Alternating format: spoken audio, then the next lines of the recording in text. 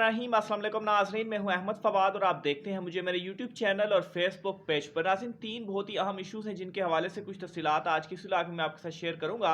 सबसे पहले तो इमरान खान साहब की इस्लामाबाद हाई कोर्ट पेशी से मुतल्लिक कुछ तफसीलात एक्सक्लूसिवली आपके साथ मैं शेयर करूंगा। इस्लामाबाद हाई कोर्ट की जानिब से अहम मामले में एक बड़ा हुक्म जो है वो जारी हुआ है। कुछ इसकी भी डिटेल्स आपके साथ मैं शेयर जो है वो करूंगा। परवेज़ इलाही साहब के हवाले से कुछ रोज़ कबल भी एक मैंने वीलॉग किया था और उनके हवाले से ये खदशात भी ज़ाहिर किए जा रहे हैं कि शायद वो विकेट के दोनों तरफ खेल रहे हैं। बहरहाल इमरान खान साहब और परवेज़ इलाही साहब के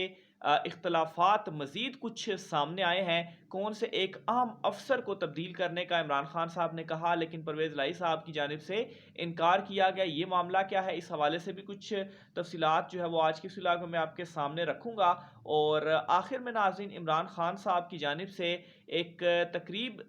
या एक सेमिनार से खिताब किया गया है और उसमें एक दो चीज़ें इमरान खान साहब की जानिब से कही गई हैं जो कि उनका आगे का लाहे अमल होगा, उससे रिलेटेड भी तफसीलात आपके सामने रखूँगा। सबसे पहले नाज़रीन मैं आपको बताता चलूँ परवेज़ इलाही साहब का जो मामला है, परवेज़ इलाही साहब और इमरान खान साहब के दरमियान जो इख्तलाफात के मामलात हैं या इन दोनों के दरमियान जो सदमुहरी वाले मामलात हैं, इसके जो खदशात हैं वो ज़ाहिर किए जा रहे थे कि शायद परवेज़ इलाही साहब इमरान खान साहब की कुछ बातों को नहीं मान रहे। और सबसे पहले जब शहबाज गिल साहब की गिरफ्तारी हुई और फिर उसके बाद पंजाब में भी कहा गया गिरफ्तारियां और केसेस के हवाले से, लेकिन कोई अपडेट नहीं आई। फिर शहबाज गिल साहब को जब वो डयाला जेल में थे तो इस्लामाबाद पुलिस के हवाले किया गया, तो उससे भी रिलेटेड कुछ चीज़ें सामने आई कि शायद परवेज़ इलाही साहब की जानिब से कोई ऑर्डर जारी नहीं किया गया कि शहबाज गिल साहब को हवाले ना किया जाए। तो इस तरह की जो चीज़ें थी वो सामने आ रही थी। लेकिन नाज़रीन, अब एक और अहम खबर सामने आई है परवेज़ इलाही साहब की जानिब से। और नजम सेठी साहब जो हैं, जो कि मुख्तलिफ कॉन्स्पिरेसी थ्योरियाँ पेश करते रहते हैं, उनसे इख्तलाफात जो हैं वो अपनी जगह पर, बहरहाल उनकी जानिब से भी अब ये खबर जो है वो सामने आ चुकी है कि परवेज़ इलाही और इमरान खान साहब के दरमियान जो इख्तलाफात हैं वो मौजूद हैं। और उनका ये कहना है कि परवेज़ इलाही साहब एस्टेब्लिशमेंट के असासे हैं, वो कोई भी काम ऐसा नहीं करेंगे जो कि एस्टेब्लिशमेंट को नाराज़ कर दे। तो ये नाज़रीन बहुत ही अहम अल्फाज उनकी जानिब से इस्तेमाल किए गए हैं। इसके अलावा नजम सेठ साहब की जानिब से ये भी कहा गया है कि पंजाब के एक सीनियर अफसर, उनको तब्दील जो है वो करना था और इमरान खान साहब ने परवेज़ इलाही साहब से कहा कि आप इनको तब्दील कर दें, लेकिन परवेज़ इलाही साहब ने इनकार कर दिया। और परवेज़ इलाही साहब के इनकार की जो वजह थी वो ये थी कि एस्टेब्लिशमेंट नहीं चाहती थी कि वो जो अफसर है वो तब्दील किया जाए। और उन्होंने ये कहा कि ये जो अफसर है बड़ा ईमानदार अफसर है और इसको इस जगह पर रहने दिया जाए और काम करने दिया जाए। तो ये नाज़रीन कुछ इन्फॉर्मेशन नजम सेठी साहब की जानिब से जो शेयर है वो की गई है, जो कि मज़ीद परवेज़ इलाही साहब के हवाले से जो खदशात थे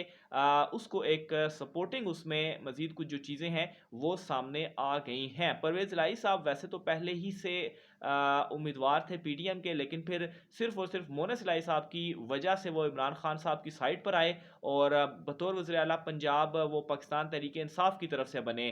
लेकिन खैर, अगर वो इमरान खान साहब की बात इस तरह से नहीं मानते तो उसके बावजूद भी as compare to Hamza Shahbaz Pakistan Tehreek Insaf के लिए परवेज़ इलाही साहब ज़्यादा बेहतर और काबिल कबूल है। और शायद दूसरी साइड पर भी परवेज़ इलाही साहब ज़्यादा काबिल कबूल होंगे, क्योंकि हमज़ा शहबाज के होते हुए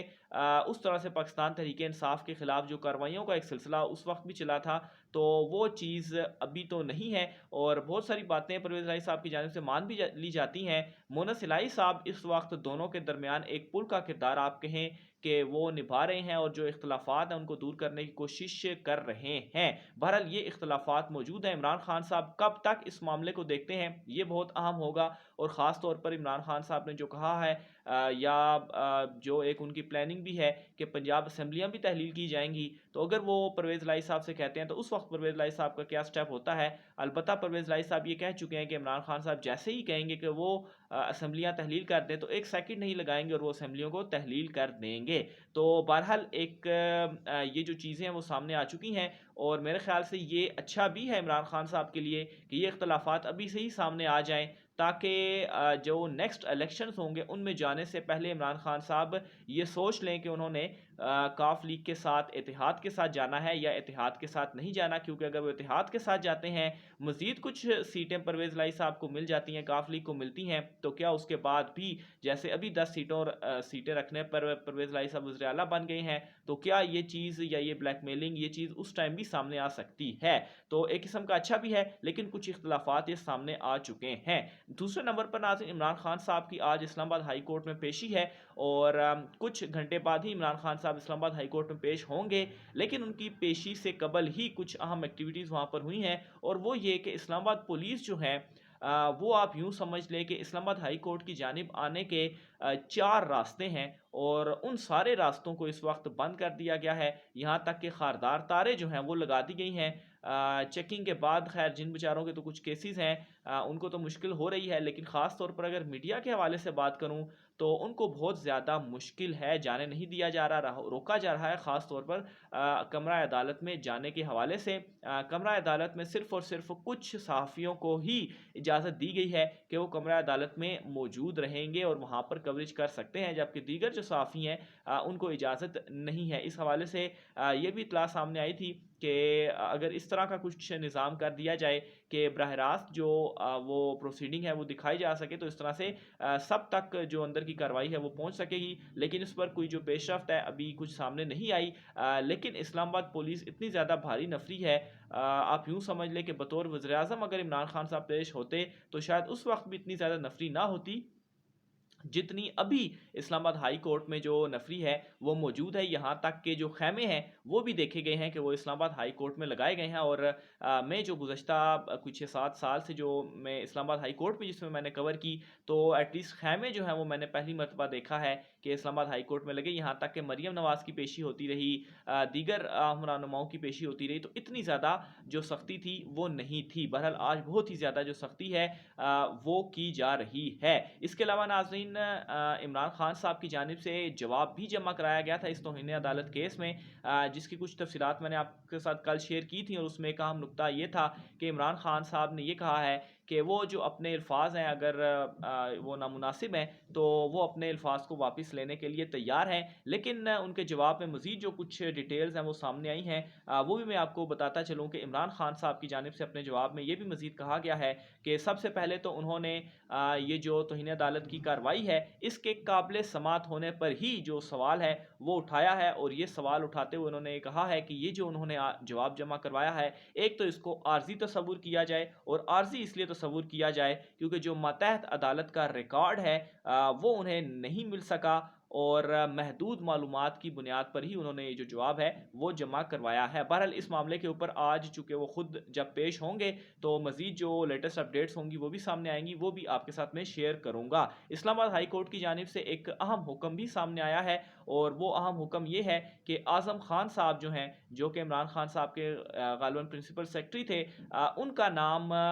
स्टॉप लिस्ट में डाला गया था, जो कि केस इस्लामाबाद हाई कोर्ट में चल रहा था। तो आज चीफ जस्टिस अतर मिनल्ला साहब की जानिब से ये जो केस था ये सुना गया, और इसमें ऑर्डर ये दिया गया कि आज़म खान साहब का जो नाम है वो स्टॉप लिस्ट से निकाल दिया जाए। स्टॉप लिस्ट में नाम डाले जाने का मकसद ये होता है कि बैरून मुल्क ट्रैवल करने से रोका जाए, बैरून मुल्क ना जाने दिया जाए। तो एक किस्म का ये जो नाम निकाला गया है तो अब उनको इजाज़त होगी कि बैरून मुल्क ट्रैवल करें, लेकिन साथ ही साथ ये भी हिदायत दी गई है कि जब भी उनको बुलाया जाए तो उस वक्त वो ज़रूर पेश हों। तो बहरहाल ये एक अहम अपडेट थी, चूँकि दीगर एक्टिविटीज़ बहुत ज़्यादा चल रही थी जिसमें ये अपडेट शायद उस तरह से नहीं दिखाई गई, लेकिन एक अहम अपडेट थी जो कि इस्लामाबाद हाई कोर्ट से आई है। आखिर में नाज़रीन, इमरान खान साहब की जानिब से